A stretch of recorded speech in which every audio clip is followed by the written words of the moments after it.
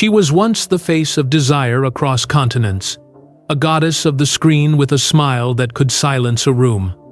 But now, the world barely remembers her voice. Who would have imagined that Sophia Loren, the dazzling icon who once stood shoulder to shoulder with the greatest legends of Hollywood and Italian cinema, would one day be found walking slowly through her quiet home, surrounded not by flashing cameras, but by silence? The same woman whose eyes captivated millions now hides them behind oversized sunglasses, avoiding a world that no longer watches. What happened to the queen of cinematic beauty? What happened to the woman who once conquered both Rome and Hollywood with just a glance? This is not the story of glamour. It's the story of what fame leaves behind when the lights go out. Today, we revisit Sophia Loren, but in a light the world has rarely dared to see. Before she became Sophia Loren, she was just Sophia Villani Ciccolone, a fragile little girl born in the war-torn town of Pozzuoli, near Naples, Italy. Her entrance into the world in 1934 was not greeted with joy or luxury. It was a time of bombs, hunger, and fear. Her father, Riccardo Ciccolone, abandoned the family shortly after her birth, refusing to marry her mother, Romilda. He left behind nothing, no love, no money, not even his name on the legal documents. Sophia grew up as an illegitimate child, a label that would scar her for years. They lived with her grandmother in a cramped apartment that was part of a struggling bar run by the family. There were no beds, just hard floors and shared blankets. During World War II, their home was close enough to a military arsenal that air raids became a routine nightmare. Sophia recalled crawling under the kitchen table, trembling as explosions shattered windows. Her thin body and malnourished frame earned her the cruel nickname Toothpick. At school, she was mocked for her awkward looks, too tall, too skinny, with a nose that didn't match the Hollywood ideal. But the deepest wound? Watching her mother, Romilda, struggle alone. Romilda had once been a beauty queen, a woman who won a Greta Garbo look-alike contest and dreamed of becoming a star herself. Yet life, and a man who disappeared, crushed those dreams. So, she poured all her hope into Sophia. "Everything my mother could not become, she wanted me to be," Sophia later said, her voice trembling. The bond between them was fierce, sometimes too heavy for a child to carry. Her mother became her agent, her teacher, her protector, and her shadow. Love, in their home, was never light. It was survival. One of the most haunting memories Sophia ever shared was from a night when an air raid siren wailed in the dark. Her mother grabbed her hand, and they ran barefoot through the dirt streets to seek shelter in a railway tunnel. Dozens of families huddled together, terrified.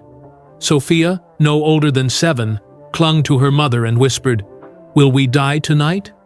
Her mother didn't answer. That silence, Sophia once said, taught her everything she needed to know about how fragile life can be. And yet, that same silence forged the iron inside her.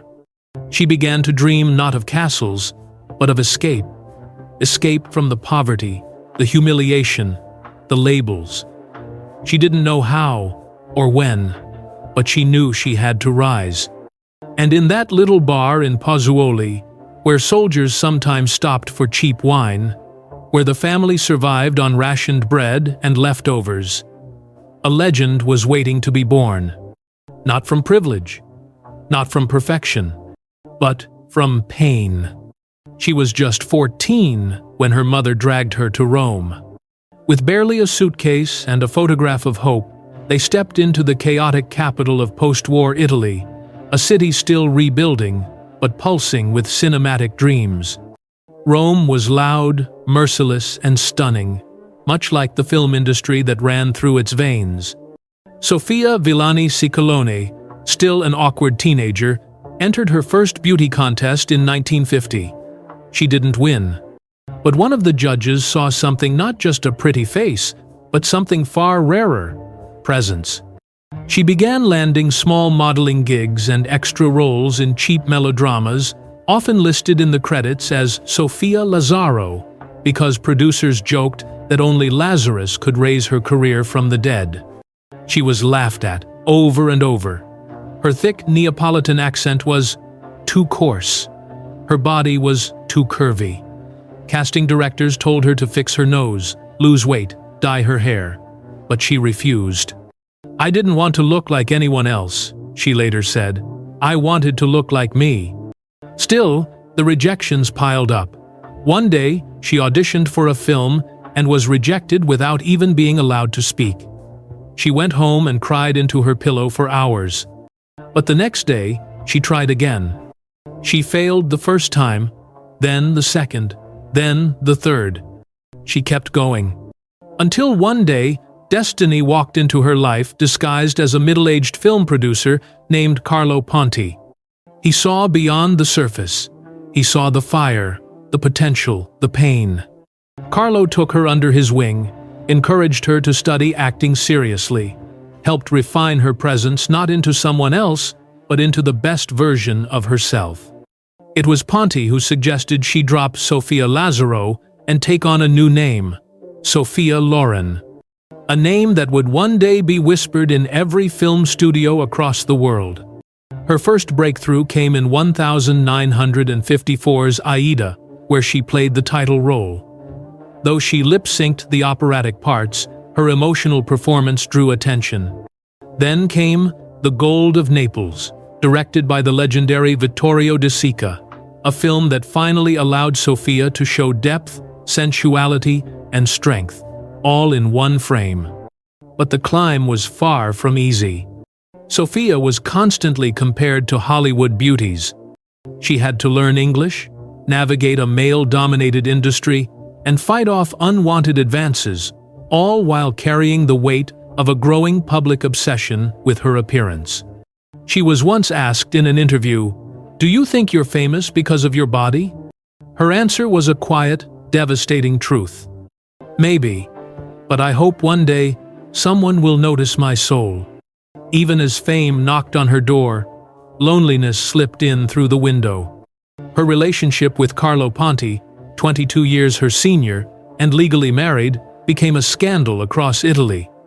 She was labeled a homewrecker, a seductress, an immoral woman. The Vatican publicly condemned their union. Photographers followed her relentlessly. Producers asked if she could tone it down, but she never did. Because she wasn't just acting for the cameras, she was surviving. Through every betrayal, every backhanded compliment, every whisper in the studio corridors, she stood taller. Not just for herself, but for the girl in the railway tunnel, who once thought she might die before her story began. This was no fairy tale. This was the rise of a woman who clawed her way out of poverty, ridicule, and shame, and turned it all into power. By the late 1950s and early 1960s, Sophia Loren had become a global phenomenon. Not just an Italian treasure, but a universal symbol of womanhood, raw, unapologetic, unforgettable. She starred alongside the biggest names in Hollywood: Cary Grant, Frank Sinatra, Marlon Brando, Gregory Peck.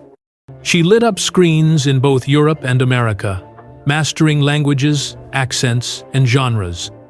Comedies, dramas, war films, epics. She made them her playground. In 1960, Sophia took a role that would define her legacy, Sisira, in Two Women, La Chiara, the story of a mother protecting her daughter during World War II. It was gritty, raw, and miles away from the glamorous characters she was often given. For that role, she would become the first actor to win an Academy Award for a foreign language performance. The moment she received the Oscar, tears flowed down her face. The little girl from Pozzuoli, mocked, starved, forgotten, was now holding the most coveted prize in the industry. She had conquered Hollywood, and yet, it had never truly embraced her. Despite her talent, Sophia often found herself typecast either as the exotic foreign beauty or the passionate seductress. American producers wanted her to smile, to wear tight dresses, to say a few lines with an accent, and let the camera do the rest. But Sophia craved more. She wanted roles with meaning, with weight. And for that, she often returned to Europe. Back in Italy, she made some of her most memorable films with director Vittorio De Sica, including Yesterday, Today, and Tomorrow, and Marriage Italian Style, both of which earned her further critical acclaim.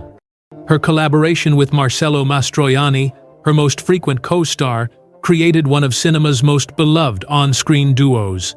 Their chemistry was electric, almost too real. Rumors swirled, but she remained fiercely loyal to Carlo Ponti, now officially her husband after years of legal battles and exile to France to avoid bigamy charges in Italy. Their relationship was complex, equal parts devotion, mentorship, and necessity. He had built her career, believed in her when no one else did. But his control over her professional choices also became suffocating. Behind the velvet gowns and red carpets was a woman constantly performing, even when the cameras stopped rolling. Sophia once said, "Being famous is not the same as being fulfilled. I was adored, but often misunderstood, admired, but rarely heard." She traveled endlessly. Hotel rooms became home. Meals were eaten in silence. Friendships faded under the weight of envy and distance. Her public life sparkled, but her private life was clouded with longing. She had children, 2 sons, but for years they saw their mother more in magazines than in person. And as she aged, the pressure to maintain her iconic image only grew heavier. Studios whispered about younger stars. Directors looked elsewhere. Tabloids began printing before and after photos, cruelly dissecting every wrinkle, every change in her figure. At 50, she was asked by a journalist if she felt her era was over. She smiled and replied, "My era will end when I say it ends." But in truth, she knew. Fame had a cruel clock. She had it all, the beauty, the awards, the fame, the power, all except peace. For the world, Sophia Loren was untouchable, timeless, composed, perfect. But perfection is always an illusion. Behind the legacy was a life riddled with loss, scandal, and silence. And when the applause faded, those shadows became impossible to ignore. In the late 1970s, Sophia Loren, the same woman who had graced Oscars and Cannes, was arrested. The charge? Tax evasion. The headlines were merciless. "Sophia the fraud?" screamed tabloids.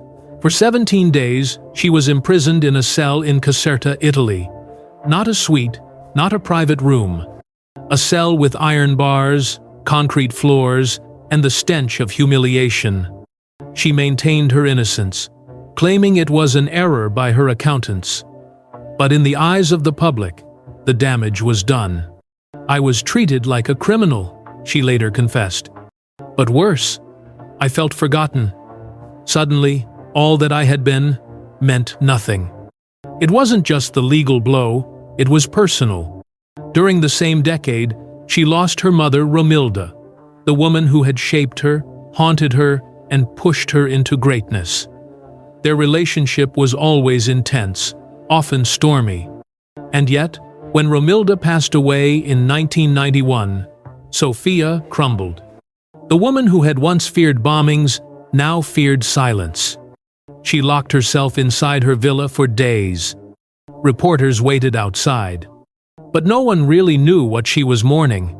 Her mother, or the part of herself that died with her. And then came the loneliness. Hollywood had moved on. Younger stars filled the screens. Her roles became fewer, then stopped altogether.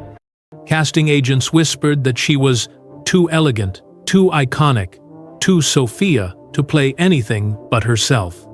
At home, she tried to reinvent life. She spent time with her sons, took up cooking, gardening, even wrote a memoir, But nothing replaced the sound of the director yelling, "Action!" Nothing replaced the lights. The costumes. The feeling of being needed. She was offered plastic surgery repeatedly. Agents told her to freshen up, to erase time. But she refused. "I earned these lines," she said. "Every wrinkle is a memory." Still, there was no hiding from aging in an industry obsessed with youth. One of the most painful moments came when an Italian magazine published a side-by-side of her face from 1960 and her appearance at a charity gala in 2004. The caption read, "Even beauty must surrender to time." She didn't respond. But friends say she cried that night, quietly, alone. And then came the final heartbreak, the death of Carlo Ponti, her partner of over 50 years. The man who had discovered her, shaped her career, believed in her when the world did not, was gone. She was 72. He was 94. She stood at his funeral in black. Not a movie premiere, not a press event, but the end of a love story that had defied borders, laws, and scandal. "I have no future without him," she told a friend afterward. And in many ways, she didn't. Sophia Loren slowly withdrew from public life. Invitations declined, interviews avoided. No farewell tour, no grand exit. Just a quiet fading, not with screams, but with silence. Sophia Loren did not vanish. She simply chose to disappear. In a world screaming for relevance, she retreated into something far rarer: dignity. After the loss of Carlo Ponti, she moved to Geneva, a quiet life, in the Swiss hills, far from the noise of red carpets, no paparazzi, no scripts, just the rustle of trees and the ticking of time. Many wondered if the legend had given up. But the truth was, Sophia had finally found something she had never truly possessed during her decades of stardom peace. She woke up without makeup, ate breakfast without a camera flash, sat by the fireplace and read Italian poetry. She tended to her roses. She fed stray cats. She even took long walks in the early mornings when the streets were empty and the sky still remembered stars. And then, at 79, when the world thought they'd heard her final word, she surprised everyone. She returned to the screen in 2009 for 9, and again in 2020 Inches, The Life Ahead, a Netflix film directed by her son, Edoardo Ponti. It was a role unlike any other. She played Madame Rosa, a Holocaust survivor who cares for orphaned children in the slums of Bari. The performance was raw, vulnerable, stripped of glamour. There were no designer gowns, no seductive glances, just a tired woman and a fragile, flickering humanity. Critics hailed it as a miracle. Some said it was her best performance yet. When asked why she took the role, she smiled and said, "Because my son asked me to, and because I wanted to leave something behind that wasn't beauty but truth." That, perhaps, was Sophia's greatest transformation. From idol to icon. From star to soul. She began appearing occasionally at charity events, especially those supporting education and children's welfare. She never courted publicity. She simply showed up, spoke softly, then disappeared again like a whisper of an era long gone. To this day, she still writes letters by hand, still cooks traditional pasta dishes for her grandchildren, still keeps a black and white photo of her mother by her bedside. She once said, "Fame is empty if it doesn't lead you back to yourself." And perhaps that is what these quiet years have become. Not an ending, but a return. To the little girl in Pozzuoli, who once dreamed of escape, to the woman who lost everything and survived, to the legend who now walks, unnoticed, through the streets of Geneva, her head held high, her spirit intact. Sophia Loren is no longer a goddess on screen. She is something far rarer. A human being, unafraid of fading. Once, The world waited for her on red carpets. Now she walks unnoticed down a quiet path near her garden. The birds chirp. The wind brushes her silver hair. And somewhere in her heart, the applause still echoes not loudly, not demandingly, but as a distant memory, like the closing scene of a film that changed your life. Sophia Loren never needed to say goodbye, because she had already said everything. Through every tear on screen, every smile that masked sorrow, every line that time carved gently into her face. The woman worshipped by millions now lives alone. But perhaps she is not lonely, because her story lives in us, in every person who's ever felt unseen, unloved, unwanted, and still dared to rise. She once asked herself, "Will the world still remember me when my beauty is gone?" And maybe the real answer is this: we remember not just the beauty, but the courage it took to lose it with grace. So now, as her final curtain quietly draws near, we're left with a question not about fame or glamour or even cinema, but something far more human. Are we brave enough to age without fear, to lose everything, and still find meaning? If Sophia Loren's journey touched your heart, leave a word below, a memory, a thank you. Because legends don't disappear. They just become light.